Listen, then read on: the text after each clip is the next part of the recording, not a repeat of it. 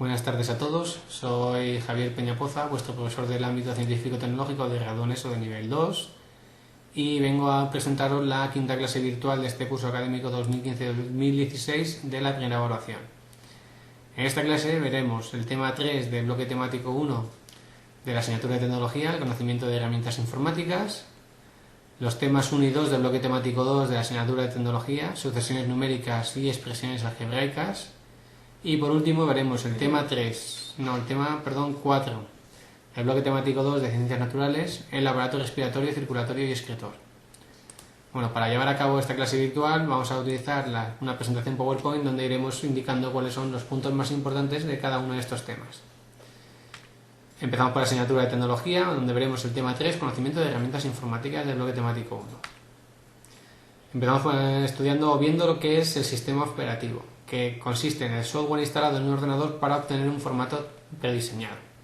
Este tipo de software se inicia automáticamente al encender el ordenador y sus principales actividades consisten en la comunicación con los periféricos, la coordinación del procesamiento de trabajos concurrentes, la administración de la memoria, la administración de programas y datos y la supervisión en contabilidad y seguridad de recursos.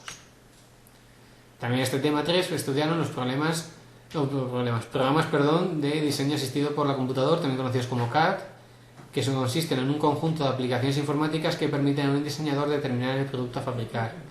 Tienen una serie de ventajas, como por ejemplo que nos permiten dibujar de una manera ágil, rápida y sencilla, intercambiar información mediante archivos y proporcionar un acabado y presentación perfecto. Respecto a sus aplicaciones más frecuentes, pues son programas que se usan mucho en la arquitectura, en sistemas de información geográfica, para la optimización de producción mecánica, en diseños mecánicos de 2 dimensiones y 3 dimensiones y para un acabado fotorrealístico. También se estudian otros tipos de software en este tema, como son los procesadores de texto, que son aplicaciones básicas utilizadas para poder redactar informes y otros documentos y que incorpora una serie de plantillas asistentes. Y también se estudiaron las hojas de cálculo, que es otro programa que permite manipular datos numéricos dispuestos en tablas. Tenemos diferentes elementos como las celdas, las filas y las columnas, y esta hoja de cálculo puede ser tanto editada como modificada y archivada. Otro software podría ser las bases de datos, que son aquellos programas que se utilizan para crear y manejar una gran cantidad de datos. Permite organizar de esta forma en una misma tabla un montón de datos en función de multitud de campos. Internet es una interconexión de redes informáticas a través de la línea telefónica y como entre lo más conocido de Internet pues es las 3 W por las cuales inicia el link de cualquier página web, que se traducen como la World Wide Web. Y por último también estudiamos el software libre, que se diferencia del software gratuito. El software libre, recordad que puede ser distribuido, modificado, copiado y usado por cualquiera con un ordenador. No se debe confundir con el software libre con software gratuito, ya que el software libre sí que puede ser modificado, mientras que el software gratuito no puede ser modificado, a pesar de que ambos son gratuitos, es decir, normalmente ninguno de los dos tiene un coste económico. Y los principales programas de software libre pues son el Linux y el OpenOffice. Con esto damos por finalizado el tema de la asignatura de tecnología y vamos a pasar ahora a ver los temas 1 y 2 del bloque temático 2 de la asignatura de matemáticas. Empezamos por las sucesiones numéricas. Recordad que una sucesión es un conjunto de números ordenado de forma regular siguiendo una regla. Cada uno de los elementos se define como término y a sub n se define como término general, por lo que está representando cualquier número de la sucesión. Una sucesión recurrente es aquella en la que un término se define en función de los anteriores. Por ejemplo, si tenemos que sumar a un término el anterior, A2 más A1 para dar a 3, A2 más A3 para dar a 4, etc. También estudiamos operaciones con sucesiones, ya que estas se pueden sumar, restar, multiplicar o dividir, para lo cual se lleva a cabo cada operación por cada uno de los términos con los de igual subíndice, es decir, el A sub 1 con el A sub 1, el A sub 2 con el A sub 2, etc. Una progresión aritmética será la sucesión donde cada término equivale al anterior más una constante llamada diferencia. Esta constante podrá ser positiva o negativa. El término general A sub n en este caso se define como A sub 1 más n-1 multiplicado por d, multiplicado por esa diferencia. Y la suma de términos se define como a sub 1 más a sub n partido por 2, es decir, el primer término más el último de los términos del grupo que estamos sumando dividido entre 2 por n, por el número de términos. Una progresión geométrica es aquella donde cada término equivale al anterior multiplicado por una constante o razón. En este caso, el término general a sub n se define como a sub 1 por la razón elevado a n-1. Y la suma de n términos de una progresión geométrica se define como a sub 1 por r elevado a menos 1 menos 1 y lo que nos dé dividido entre r menos 1. Recordad que r será esa constante o razón por la cual se multiplica un término para obtener el siguiente. Pasamos ya al tema 2 de matemáticas, donde vamos a ver las expresiones algebraicas, que se definen o que consisten en una combinación de letras y números ligados por signos de operaciones matemáticas. Como características, el lenguaje algebraico es más preciso que el numérico, ya que permite expresar relaciones y propiedades numéricas generales. Con el lenguaje algebraico, por ejemplo, podremos expresar números desconocidos y realizaremos operaciones aritméticas con ellos también. En este caso, los paréntesis también se pueden utilizar para agrupar términos o para separar operaciones, por lo que para quitar un paréntesis tendremos que fijarnos bien en el signo que le precede. Recordad que si tenemos un signo positivo, lo de dentro del paréntesis se queda igual, mientras que si lo que tenemos delante del paréntesis es un signo negativo, cambia a todos los términos de ese paréntesis de signo. El monomio pues sería la expresión algebraica donde las únicas operaciones que aparecen en él son el producto, el cociente y exponente. Y los polinomios pueden definirse como una suma o resta de monomios. Por lo tanto, dentro de un polinomio tenemos una serie de conceptos a tener en cuenta. En primer lugar, el término, que se define como cada uno de los monomios que constituye el polinomio. El grado, que sería el exponente del mayor de los términos que tengamos, el mayor exponente que tengamos. La parte literal, que serían las letras con sus exponentes que forman el polinomio. Los coeficientes, que serían los números, cada uno de los números que multiplica a cada una de las partes literales del polinomio. Y el término independiente, es aquel término con parte literal 0, es decir, que no va acompañado con ninguna letra. Para poder realizar operaciones con polinomios, en el caso de la suma y la resta, se suman y restan los coeficientes del mismo grado, es decir, la x2 con la x2, la x3 con la x3, la x con la x, el término independiente con el término independiente, etc. Para poder multiplicar un número por un polinomio, el número se multiplica por cada uno de los coeficientes del polinomio. El producto de un monomio y un polinomio se multiplicará el monomio por cada uno de los monomios que forma el polinomio. Y para poder realizar el producto de distintos polinomios se multiplicará el primer monomio por todos los monomios del otro polinomio, el segundo monomio por todos los monomios del otro polinomio y de esa forma sucesivamente hasta terminar con todos los monomios de uno de los dos polinomios, del primero que hemos utilizado, del primero por el que hemos empezado. También tenemos unas identidades e igualdades notables. Recordad que a más b elevado al cuadrado no es igual a al cuadrado más b al cuadrado. A más b elevado al cuadrado es igual a al cuadrado más 2 por a por b más b al cuadrado. Y a menos b elevado al cuadrado es a al cuadrado menos 2 por a por b más b al cuadrado. Y por último, a más b por a menos b es a al cuadrado menos b al cuadrado. También en este tema se estudia la división de polinomios. En esta imagen tenéis un ejemplo de la división.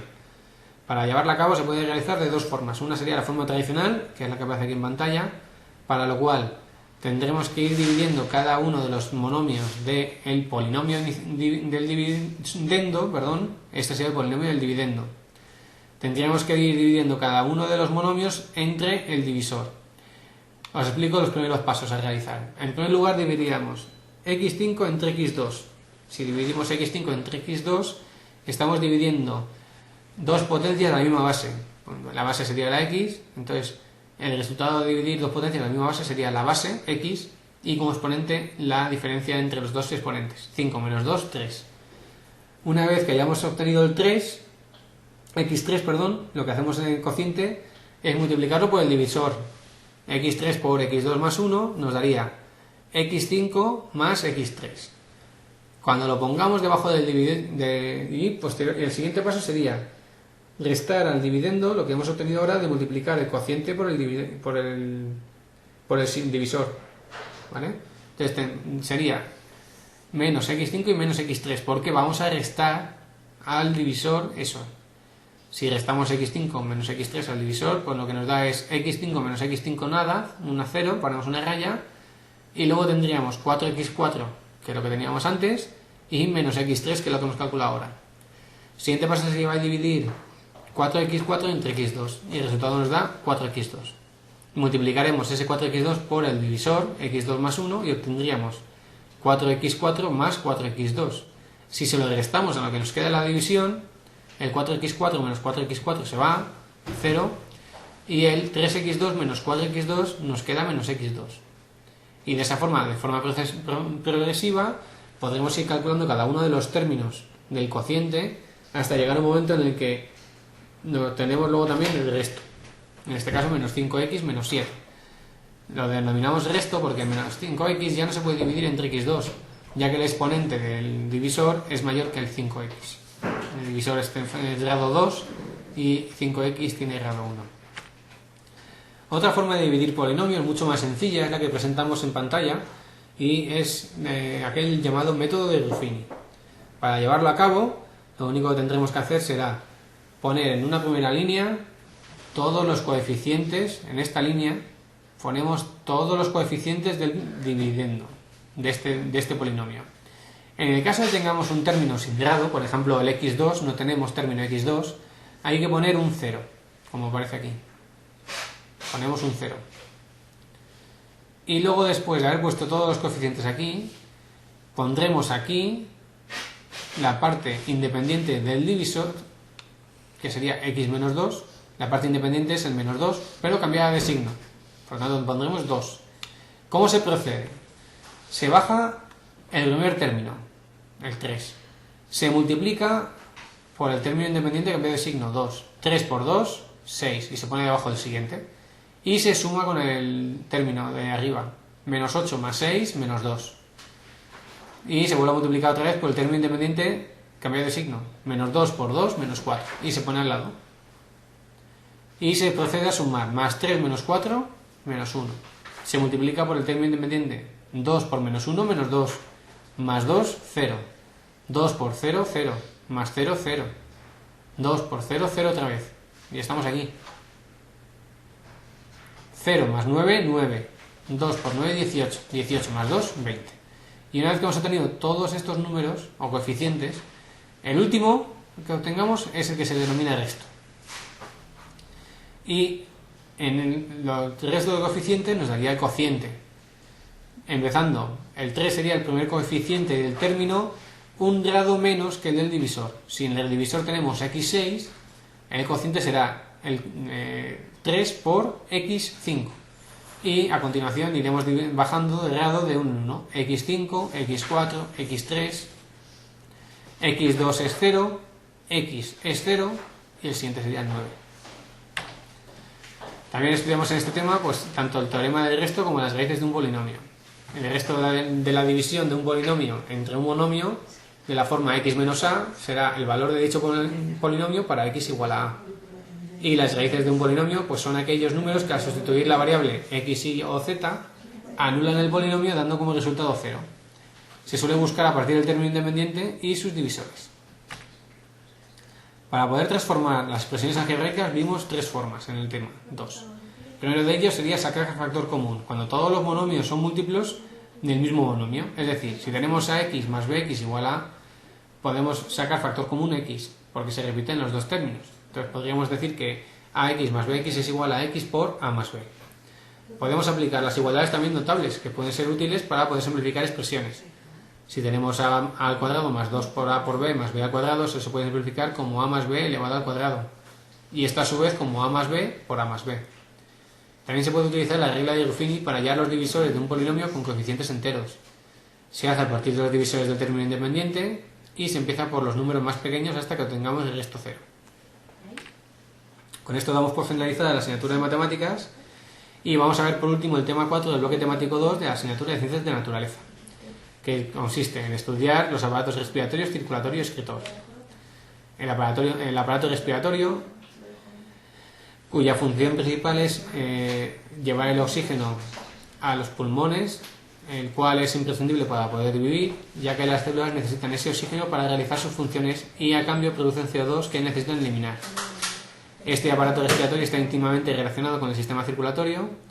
Y respecto a los órganos, pues tenemos por un lado conductos y vías aéreas como son las fosas nasales, faringe, laringe, tráquea, bronquios y bronquiolos, y como órgano principal tenemos los pulmones.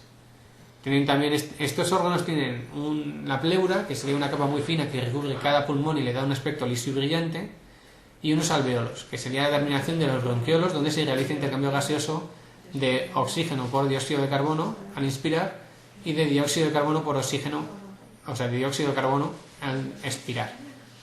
Cuando inspiramos, es decir, cuando introducimos aire, lo que hacemos en los alveolos es introducir el oxígeno en el torrente sanguíneo, mientras que al expirar lo que hacemos es recoger el dióxido de carbono de los alveolos del torrente sanguíneo y expulsarlo al exterior. También estudiamos la ventilación pulmonar, que es lo que acabamos de comentar, que tiene dos fases, la inspiración y la expiración. La inspiración sería introducir el oxígeno en los pulmones y la expiración la expulsión del CO2. La respiración está regulada por el bulbo raquídeo, que controla automáticamente los músculos que intervienen en la respiración. De esta forma puede provocar estornudos, tos o fonación. Pasamos al siguiente aparato, que sería el aparato circulatorio. Este tipo de aparato tiene dos tipos, o tiene dos subtipos. El aparato circulatorio sanguíneo o cardiovascular, que es aquel que distribuye la sangre por todo el cuerpo, y el aparato circulatorio linfático, que es aquel que transporta la corriente sanguínea, la linfa exudada, por las paredes de los capilares de los tejidos. Como órgano principal tenemos el corazón, que está ubicado en el lateral del costado izquierdo con un aporte sanguíneo proporcionado por las arterias coronarias. Respecto a su anatomía, el corazón está dividido por un tabique interventricular que lo parte en dos, y cada uno de ellos tiene dos compartimentos, una aurícula y un ventrículo, que está comunicado por una válvula que se le llama mitral. El corazón funciona de manera continua con dos movimientos, la sístole o contracción, que es la que provoca la expulsión de la sangre del interior al exterior de las arterias, y la diástole o relajación, a través de la cual se introduce sangre en el corazón desde las venas. Respecto al ciclo cardíaco, pues tenemos tres partes. En primer lugar, la sístole auricular, que sería la contracción auricular para que pase la sangre a los ventrículos. En segundo lugar, la sístole ventricular, que sería la contracción del ventrículo para expulsar la sangre a través de las arterias. Y la diástole general, que sería la introducción de la sangre en las aurículas.